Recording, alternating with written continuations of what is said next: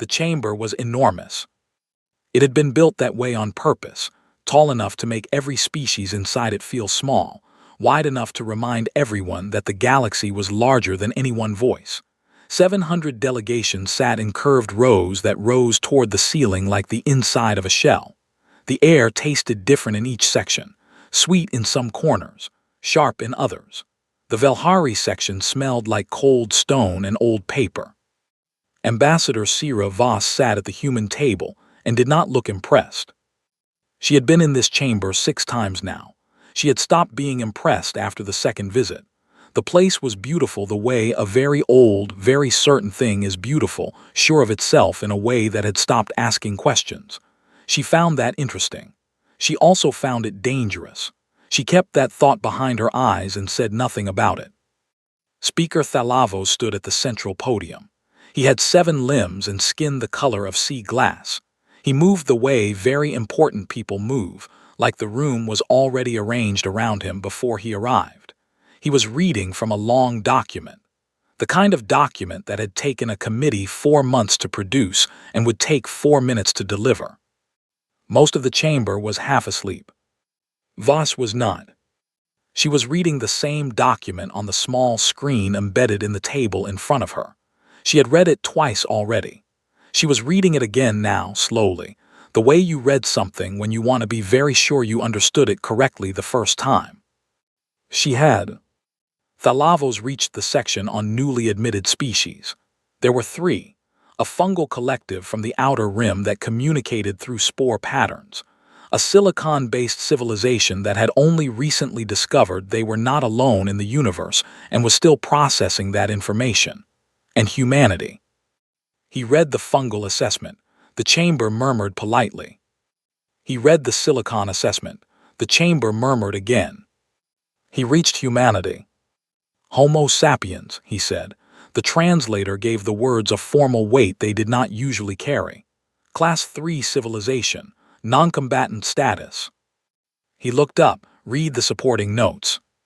Assessment basis. The human species displays no standardized battle rituals, no formal declarations of engagement consistent with galactic military protocol, no honor combat traditions on record, military history classified as irregular and outside recognized combat frameworks. Classification, non-combatant. Confirmed. He set the document down with the satisfaction of a man who has sorted a thing correctly. Voss wrote something on a piece of paper. Actual paper. She carried a small notebook everywhere. The other delegates had asked about it once. She had told them she thought better when she wrote by hand. They had found that charmingly primitive. She had smiled and let them. She folded the paper, slid it to her aide, a young man named Tors who had been with her for 3 years and had learned to read her handwriting under pressure. Tors unfolded it, read it, looked at her. She gave one small shrug. He folded it back up and held it. Thalavos finished the section. He set the document flat. He looked at the human delegation the way a professor looks at a student he does not expect to raise a hand. As a courtesy, he said, the Council invites any newly classified delegation to contest their assessment before the record is finalized. Are there objections from the fungal collective? There were none. From the Silicon civilization? There were none. He looked at Voss. From the human delegation? Sira Voss looked up from her screen. She had a face that gave nothing away for free. Whatever it cost to read her expression, most species could not afford it. She had cheekbones like the edge of something and eyes that had been watching things carefully for a very long time. She smiled. It was the smile of a long winter, polite, patient, not warm. We don't fight battles, she said. You've got that right. The translator carried it flat across the chamber.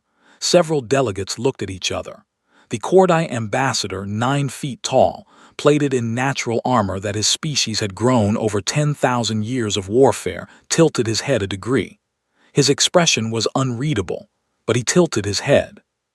Thalavos nodded. He made a small notation on the record. No contest. Classification stands. He moved to the next agenda item. Tors leaned toward Voss. Very quietly, almost without moving his lips, he said, "You're really going to let them file that?" "I didn't say it was wrong," Voss said. She was already reading the next section of the document. "They think it means we're harmless." "I know what they think." Tors looked at the folded paper in his hand. He thought about opening it again and reading it a second time. He decided against it. What it said was, "They'll figure it out." Across the chamber, the Kordai ambassador was still watching the human table. He had been in more battles than most species had recorded. He had a sense, built from all of those battles, for the moment when something in a room shifted, when a thing that looked still was actually moving. He could not identify what he was sensing.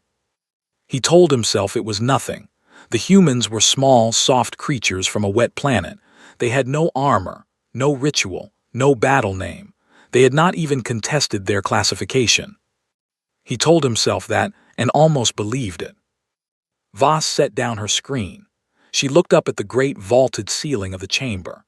700 species in one room, most of them at peace, most of them reasonable, all of them running the same quiet calculation that every civilization runs when it meets something new.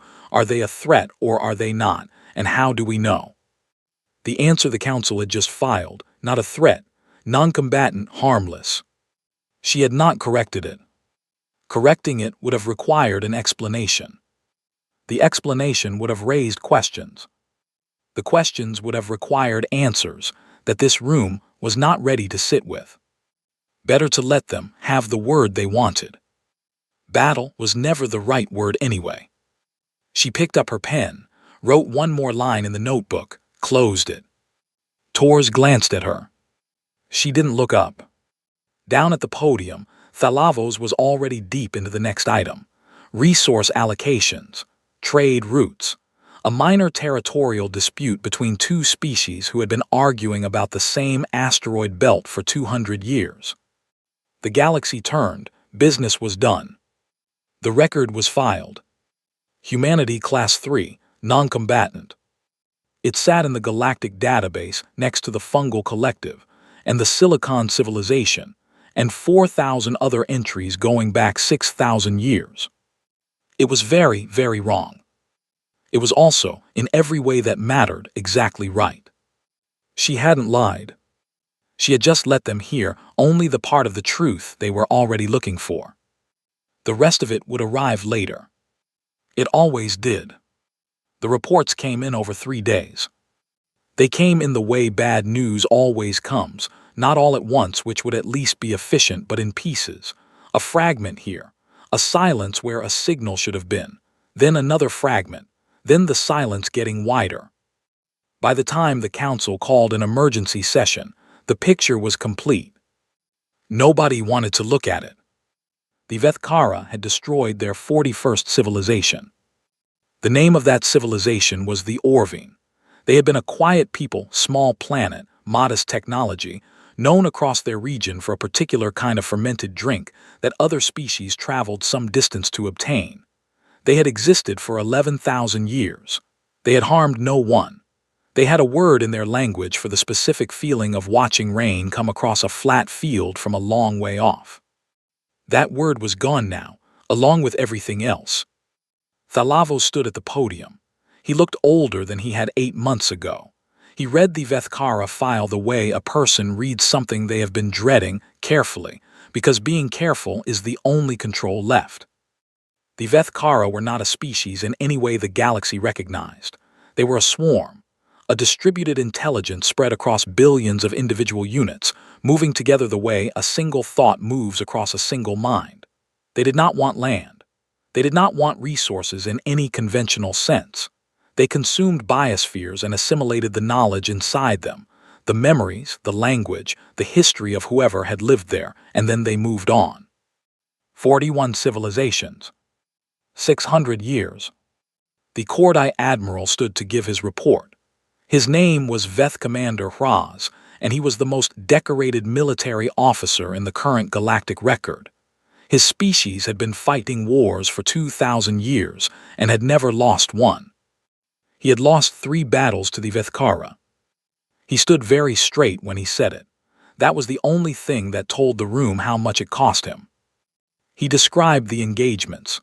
The first had been a standard defensive formation, well-tested, successful against every conventional enemy.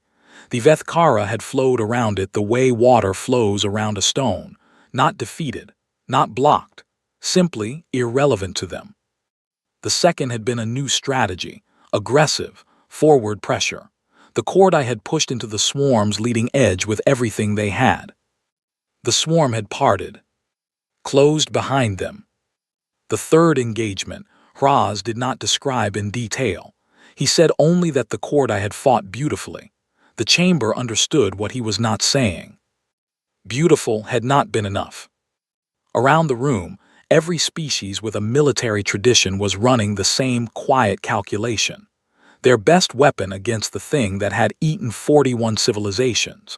Most of them arrived at the same answer. They did not like the answer. Thalavos opened the floor to strategic proposals. Class 1 and Class 2 combat civilizations were invited to submit options. There were 11 responses. They ranged from aggressive to desperate to one proposal, so extreme it required the chamber to take a 20-minute recess. None of them were good enough, and everyone in the room knew it. Commander Elias Drain sat beside Voss at the human table and read every proposal as it came in. He was a large, quiet man from coastal Georgia who spoke slowly not because he thought slowly, but because he had learned that people listened more carefully when you made them wait a little. He had a face like something left out in weather. Patient. Settled.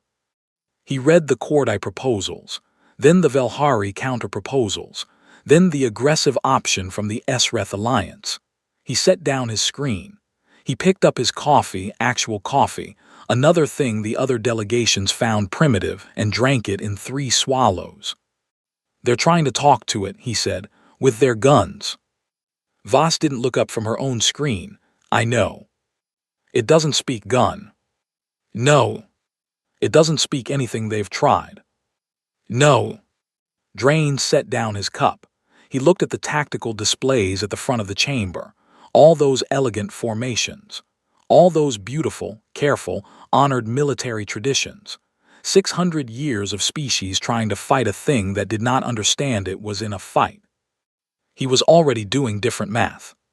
He had been doing it since the second report came in, since the picture had started forming from pieces 48 hours ago.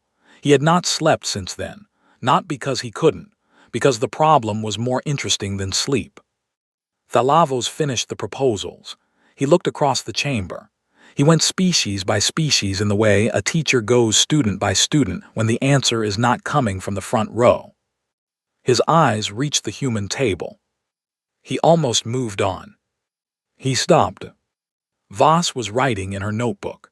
She did not look up, but something in the way she was sitting, the particular stillness of a person who has already solved something and is waiting for the room to catch up, made him ask, "Does the human delegation have a proposal to offer?" The chamber got quieter, not because anyone expected a useful answer, because the silence was the easiest response to a question nobody had wanted to ask. Voss looked up. She finished the line she was writing. She tore the page out with one clean pull. She handed it to Tors. Tors crossed the chamber to the podium and placed it in front of Thalavos. Thalavos looked at it. 2 words. "Stand back." He looked at Voss. She had already gone back to her notebook. "This is your proposal," Thalavos said. "It is our request," Voss said, "for the other species when the time comes." The Kordai admiral turned in his seat. He looked at the human table with the full attention of a creature who had spent 2,000 years learning to recognize what was dangerous and what was not. He was not sure what he was looking at. "You have a plan," he said. It was not a question. "Commander Drain is working on it," Voss said. "Working on what specifically?" Voss looked at Drain. Drain looked at the Kordai admiral. Calm the way a deep river is calm, not still, just slow on the surface. "The problem," Drain said. The chamber sat with that. The Vethkara were somewhere in the outer systems, moving, patient, hungry in whatever way a distributed intelligence is hungry. Behind them, 41 civilizations that had existed and then stopped. In front of them, eventually, the Halcyon Corridor, 11 inhabited systems, billions of lives, and one human commander who had not slept in 2 days and was, by all appearances, not particularly worried. That was the part that stayed with the Cordi Admiral after the session ended. Not the boldness of it, not the arrogance if it was arrogance. The fact that Drain had not looked afraid. In Hraz's experience, there were 2 kinds of creatures who did not look afraid: the ones who did not understand the danger, and the ones who had already decided what they were going to do about it. He had seen the first kind many times. He was not sure he had ever seen the second. He thought about the word non-combatant and the way it had sat in the record for 8 months without anyone questioning it. He thought he might need to learn a new word. He didn't know what it was yet. He went home. He pulled up the human military history, all of it from the beginning. He had looked at it once before, briefly, and found it irregular, undisciplined. No consistent format, no clear tradition. He looked at it again now, slower. 3 hours later, he set it down. He poured himself something strong.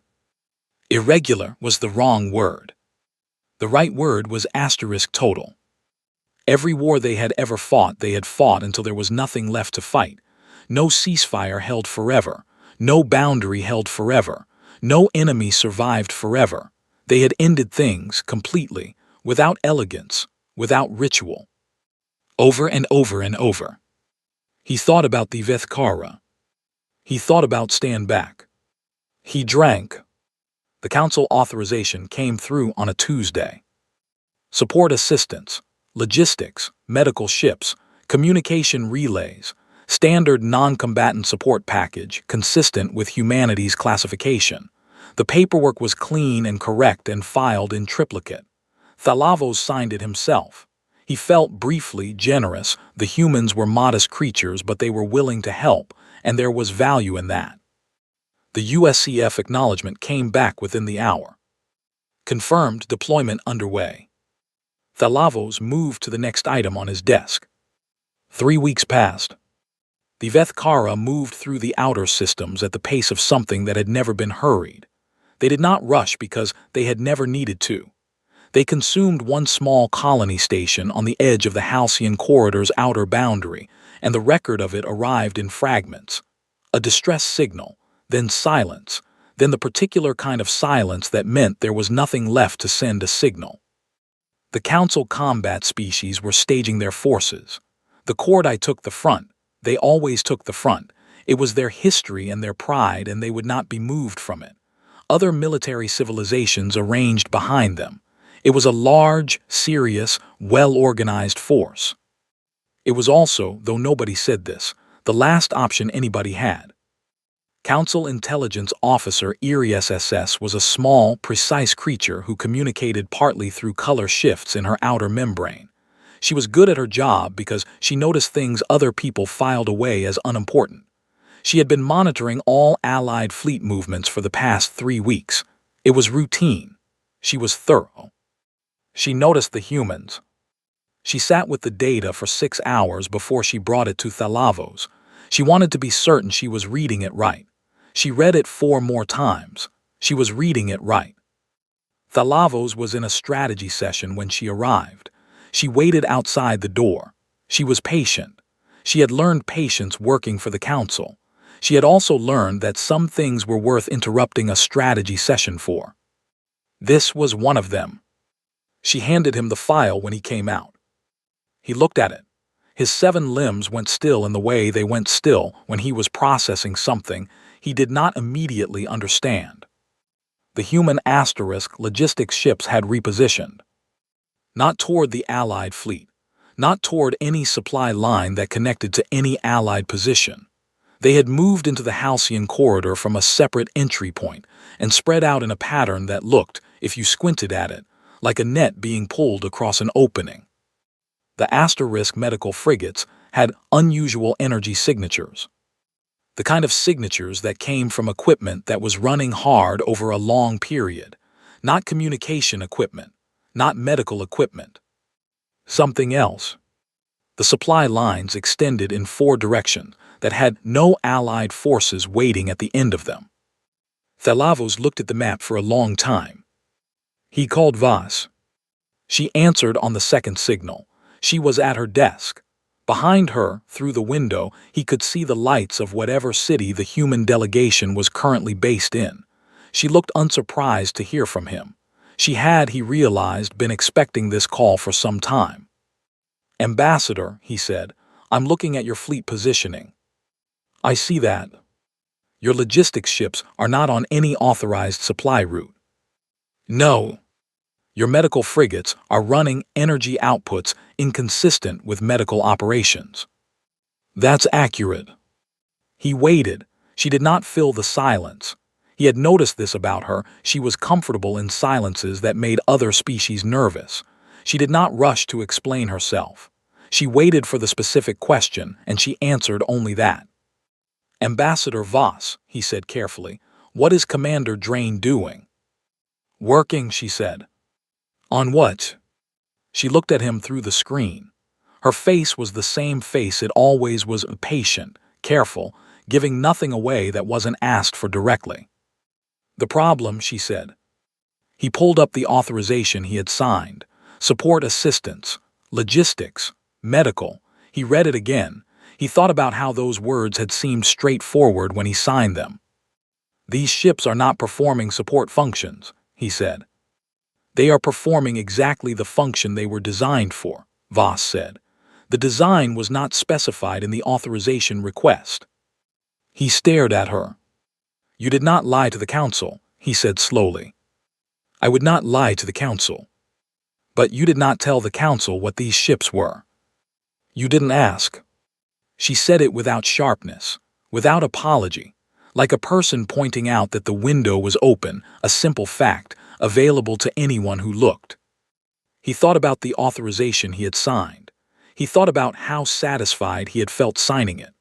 The small, generous feeling of including the humble non-combatants in a moment that was bigger than them. He felt considerably less satisfied now. "What are the supply lines for?" he said. "Delivery." "Of what?" She paused, not because she was deciding whether to answer, because she was deciding how much of the answer was useful to give him at this point. "We identified what the Vethkara need to function as a swarm," she said. "The quantum resonance that holds the distributed intelligence together. It requires specific conditions, stable conditions. We've been disrupting those conditions throughout the corridor for 21 days. He looked at the map, at the net shape the human ships had made. He looked at it from a new angle. Not a supply net. A trap. They had been seeding the corridor for 3 weeks, before the Council combat fleet had finished staging, before the Cordai had taken position, before anyone had fired a single shot. "You began this before the Council authorized anything," he said. "We began preparation," she said, "the day you filed our classification." He went still. "That was 8 months ago," he said. "Yes. The Vethkara were not in Council territory 8 months ago." "No," she said, "but they were going to be." The room was quiet. Outside his window, the Council complex spread out across the landscape, buildings and infrastructure representing 6,000 years of galactic civilization learning to exist together. Species that had once fought wars now sharing trade routes. A long, careful, hard-won peace. "You looked at the Vethkara's trajectory," he said. 8 months ago, before the emergency session, before the 41st civilization, before Hraz lost 3 battles. "We looked at the data available to us," she said. "Yes." "And you began preparing." "We prepare," she said. "When we see a problem, we do not wait for authorization to think." He looked at the mineral formation on his desk. It sat where it always sat, small and dark and pretty. A gift from the Orvine delegation, the last time they had sent a delegation anywhere. They had been proud of it. The mineral was only found on their planet, formed by a specific combination of their geology and their weather and 10,000 years of their particular planet doing what it did. There was no more of it being made. The Kordai are at the front, he said. They believe they are the primary force. Voss said nothing. They are not the primary force, he said. She kept saying nothing, which was its own kind of answer. Thalavos looked at the map again. He looked at the elegant, honorable, well-organized combat fleet arranged at the corridor entrance. He looked at the human ships spread invisibly behind and around and beneath the corridor in a shape that was only a shape if you knew what you were looking for. He thought about what it felt like to be a stone in a river that had been very patiently, very quietly redirected around you. He thought about the classification. Non-combatant. You do not fight battles, he said. We have been saying this, she said. What do you do then, if not battle? She looked at him, she took a breath. We finish things, she said. He sat with that for a long time after the call ended. He looked at the mineral formation. He thought about 41 civilizations that had met the Vethkara and fought and were gone. He thought about one species that had looked at the same problem and asked a completely different question. Not asterisk how do we fight it? What does it need to exist, and how do we take that away? He did not sleep much that night. In the corridor, the human ships held their positions and kept doing the quiet, invisible, patient work of making the trap perfect. They had been at it for 21 days. They had 11 more to go. They were not rushing. They never rushed. They just finished. The Vethkara entered the Halcyon corridor at 3:40 hours, Council Standard Time. They came in the way they always came, not like an army, not like a fleet, not like anything that had a name in any military manual in the Galactic database. They came like weather, a rolling mass of individual units, billions of them, moving with a single mind behind them. No formation, no hesitation, no signal transmitted before entry. They simply arrived. On the tactical displays at the Council monitoring station, they looked like a stain spreading across water. Thalavos watched the displays from the Council chamber. Around him, 24 senior staff stood at their stations. Nobody was sitting. Nobody had been sitting for 6 hours. The room smelled like the particular tension of people who were very aware that what happened in the next few hours was the kind of thing that divided history into before and after. The Kordai fleet moved to intercept. Hraz took the front as he always did. He had fought 3 battles against this thing and lost all 3, and he was at the front anyway because that was what the Kordai did. You did not stop being what you were because you had been hurt by something. You faced it again. Differently if you were smart, but you faced it. His fleet opened fire. The Vethkara swarm responded in its usual way. It flowed. It bent around the Kordai fire like smoke bends around a hand passing through it. Units at the leading edge were destroyed. Hundreds, thousands. The swarm did not slow. It did not adjust. It simply had more units than the Kordai had fire, and it kept coming. On the Council displays, the battle looked the way the previous 3 had looked. Beautiful, fierce, losing. Thalavos watched it. He gripped the edge of his console. He looked at the human fleet positions. They had not moved. Voss, he said into the comm, the Kordai are engaged. Your fleet has not. We know, Voss said. Her voice was the same as it always was. A flat Nebraska calm that currently felt like the most unsettling sound in the galaxy. The Kordai are taking damage. We know. Then why? 91%, Drain's voice came across the line. He was somewhere inside the corridor, on one of the ships that had been sitting still for 32 days. I need 94. Thalavos looked at the displays. He looked at the shape of the Vethkara swarm as it pressed against the Kordai line. He understood. The Kordai were not the defense. They were the funnel. Every response the Vethkara made to the Kordai fire, every adjustment, every flowing movement, every redistribution of units was pushing more of the swarm deeper into the corridor. Into the space, The human ships had been seeding for 32 days. The space where the conditions the swarm needed had been, quietly and invisibly, taken away. The Kordai were hurting them. They did not know they were hurting them. Raz was fighting with everything he had, and every move he forced the swarm to make was exactly the move Drain needed it to make. Thalavos thought about the paper. Stand back. He had read it as a request for space, for room for the humans to do their support work without the other species getting in the way. It was a request for the other species to do their job without knowing it was a different job. 92, Drain said. On the display, the Kordai fleet was pulling back by design or desperation. Thalavos could not tell which. The swarm pressed forward, deeper. 93. A junior staff member at Thalavos' right said, "Sir, should we signal the Kordai to?" "No," Thalavos said. She looked at him. "Let them keep doing what they're doing," he said. She looked back at the display. She did not fully understand why. She filed it away. 94, Drain said. A pause, 2 seconds, 3. Close it. Nothing visible happened. That was the thing about it, there was nothing to see. No weapon fired. No explosion. No signal visible on any display. The human ships, still in their net formation throughout the corridor, simply activated. What they had been seeding for 32 days released. All of it simultaneously from every position, filling the corridor with something that had no name in galactic weapons taxonomy because it was not a weapon. It was an absence. A very specifically engineered absence of the exact conditions the Vethkara needed to remain a Vethkara. The quantum resonance that held 1 billion units into one mind, the thing that made the swarm a swarm, that made the intelligence distributed rather than just scattered, required stability. Consistent, layered, maintained stability, like a signal that had to travel through a clear channel.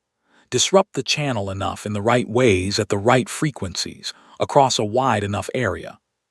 The signal broke. Not one piece of it. All of it. The swarm stopped. On the tactical display, it did not look like a battle ending. It did not look like anything the display had visual grammar for. The units were still there, billions of individual bodies, physically intact. But the thing behind them was gone. The mind was gone. The billion-unit intelligence that had consumed 41 civilizations in 600 years came apart at every connection simultaneously, like a sentence dissolving back into letters, like letters dissolving back into marks, like marks dissolving back into nothing that meant anything. The corridor went quiet. 3 minutes and 40 seconds from activation to completion. On the council display, the swarm showed as static, then as debris, then as nothing relevant. Nobody in the council monitoring room spoke. Thalavos counted 11 seconds of silence. He knew he counted them because he remembered each one afterward, the way you remember the seconds after something large falls. Raz's comm line opened. What? A pause. The particular sound of a very experienced commander, finding that his vocabulary did not have the right shape for what he was looking at. What did you do? Drain's line was still open. There was a brief mundane sound, something being unwrapped, a moment of chewing. He had been eating a sandwich. That'll do it, Drain said. Thalavos sat down, slowly, in the way a person sits down when their legs have decided to stop waiting for permission. He looked at the display, at the corridor that had been, 6 minutes ago, the site of what everyone expected to be the galaxy's most significant military defeat.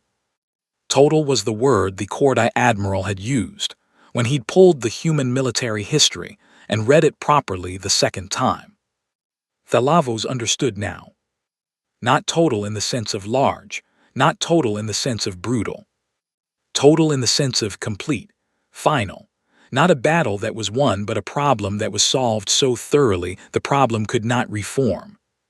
41 civilizations had fought the Vethkara. One had finished it. He opened a line to Vas. She answered. He looked at her on the screen for a moment before he said anything. He was trying to find the right question. There were many questions and they were all jostling against each other, and he could only ask one first. "You planned this," he said. "All of it. The positioning, the seating, using the cordite as a funnel without telling them. You planned this before the emergency session, before the authorization, before any of us understood what we were dealing with." Voss looked at him, patient, steady. "We saw a problem," she said. 8 months ago." "Yes. Before anyone asked you to." "We don't wait to be asked," she said. "We see the problem and we work on the problem, and when the time comes, we finish the problem." He thought about the 41 civilizations. About the 600 years the galaxy had spent watching civilizations fight a thing and lose.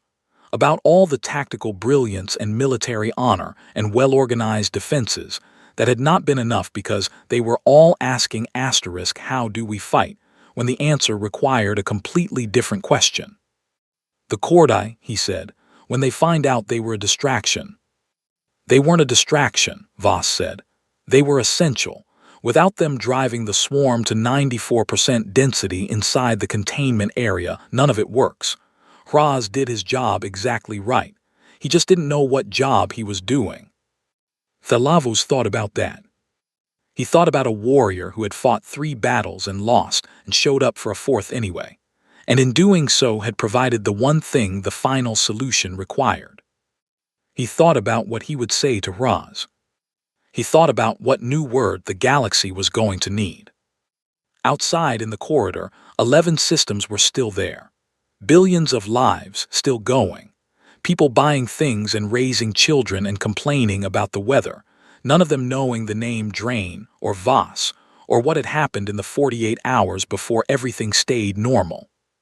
It had always been normal, because someone had been working on keeping it that way since 8 months before the problem arrived. Thalavos looked at his desk. At the mineral formation from the Orvine planet, the 41st civilization. He picked it up for the first time since it had been given to him. It was cold and smooth and heavier than it looked. He held it for a long time. The chamber was fuller than it had been in 40 years. Every delegation present, in person, no remote attendance, no proxy signals, no representatives sending their secondary staff. The ambassadors came themselves, and they came early, and they sat in their seats with the particular alertness of people who did not want to miss whatever was about to happen.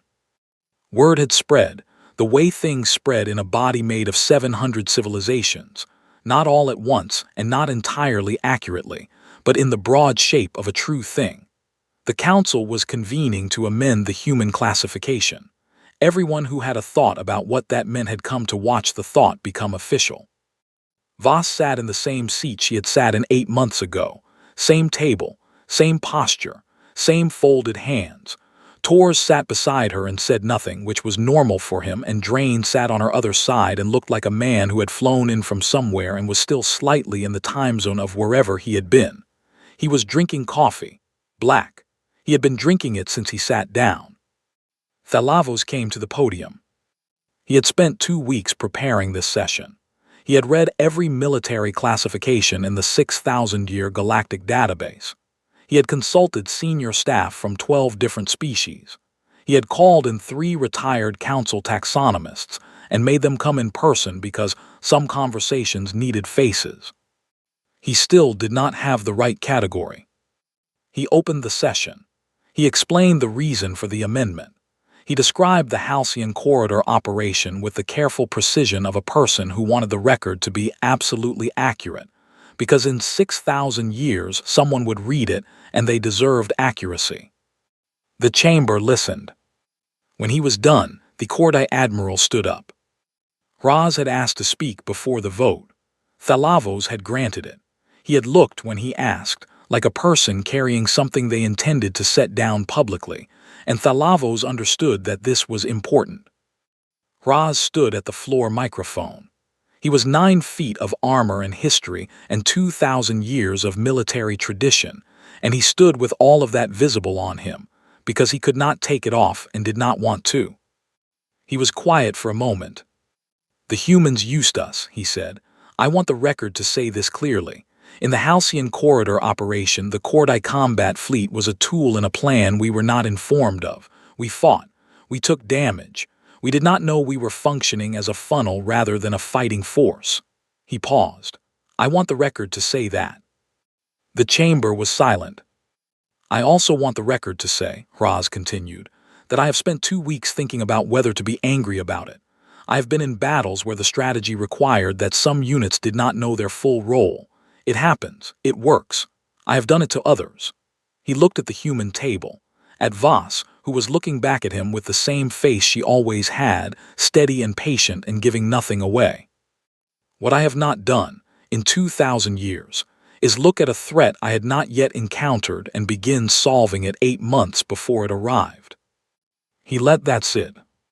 We fought the Vethkara 3 times, he said. We asked Asterisk how do we defeat it in battle. We asked that question very well. We lost. A pause. The humans did not ask that question. They asked a different question and they answered it before we knew we needed the answer. He looked around the chamber. I do not have a word for what they are. I have been trying to find one. I don't have it. He sat down. The chamber was very quiet in the way chambers are quiet after something honest has been said. Thalavos looked at the amendment document in front of him, the proposed categories, cross-referenced across the full taxonomy. He went through them as he had before, for the chamber's benefit. Warrior class, no declared wars in the current generation, does not fit. Destroyer class, no territorial conquest on record, does not fit. Predator class, insufficient aggression in non-crisis context, does not fit. Guardian class, passive defensive behavior, does not fit and was clearly wrong for reasons that did not need elaborating. He set the document flat. There is no existing category, he said. The Council's classification framework has not encountered this profile. I'm therefore calling for a new classification to be created. This has happened 11 times in 6,000 years. It is not done lightly. He looked at Voss. Ambassador, the Council invites comment before the vote. Voss unfolded her hands. She stood. She did not have notes. She had never needed notes for things she had already decided how to say. You classified us correctly, she said. 8 months ago. I said so then and I will say so now. A murmur ran around the room. We are not combatants, she said. We don't want your territory. We are not interested in your trophies. We don't enjoy the act of conflict. We don't build statues to our battles. We don't name our children after our weapons. She looked around the chamber, 700 species, all of them watching her. We see problems. We think about problems. We prepare for problems before the problems arrive. And when the time comes, we solve them. Completely. She let that land. What you are describing as a military capability is not how we think of it, she said. It is how we think. It is how we are built. We look at the thing that is coming and we ask, what does it need and how do we take that away? We ask it early. We ask it quietly. We work on the answer for as long as the answer takes. She looked at Thalavos. You said that was terrifying, the last time we spoke. I did, he said. Yes, she said, we know. She sat down. Torres slid a piece of paper across to her. She read it. It was blank. He had given her a blank piece of paper because he thought she might want something to hold. She held it. She folded it once, the way she always folded things. The vote was called. The new classification passed unanimously. The language had taken 3 subcommittee sessions to settle on. It was the most carefully worded entry in the Galactic database. Every word had been argued over. Every word was there because it was the right word and no other word would do.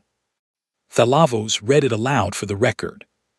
Humanity class singular, strategic finality. Note to allied species. Humans do not require provocation to begin preparation. They do not require authorization to begin preparation. They do not fight battles. This should not be confused with passivity. They observe. They calculate. They prepare. They finish. The gap between their preparation and your awareness of the problem is not negligence. It is their method. If you are an allied species and a human has told you there is a problem, there is a problem. If a human asks you to stand back, stand back. If a human says they are working, they are working. They have been working since before you asked. They do not require your fear. They do not require your gratitude. They require only that you understand they have already started. The chamber was still. Outside, somewhere beyond the windows and the walls and the elegant architecture of 6,000 years of civilization, the galaxy turned at the speed it always turned. Trade routes moved. Species went about their days. Children were born into civilizations that did not know they had come close to ending, and had not ended because of people those children would never name. Voss looked at the classification on the screen at the front of the chamber. She looked at it the way a person looks at something they have been patient about for a long time and have not, until now, let themselves feel. Drain finished his coffee, set the cup down, looked at the screen, said nothing. Tors looked at Voss. Voss looked at the floor for a moment, then back up. She unfolded the blank paper in her hands. She smoothed it out on the table. She picked up her pen. She wrote one line on it. She folded it, put it in her pocket, did not show it to anyone. What it said was, they'll figure it out. The same thing she had written 8 months ago. Because the work was not done. The Vethkara had been the problem they knew about. There would be others, problems still forming at the edges of the galaxy, taking shape in places no one was looking yet, moving towards something that did not know it needed to worry. Somewhere out there, another 41 civilizations were living their lives and not knowing what was coming. Voss knew. Or she would. She was already looking. She always was.